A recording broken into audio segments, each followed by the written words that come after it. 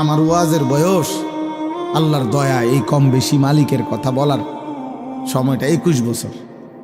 আজ আমার আর শরীর চলে না। আমার এই কোমরে 24 ঘন্টা ব্যথা করে।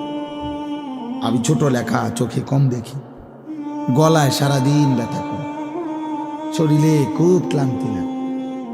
যখনই সুযোগ পাই 20 মিনিটও শুয়ে থাকি, গাড়ির মধ্যে কাইট হয়ে থাকি, চুপ করে থাকি।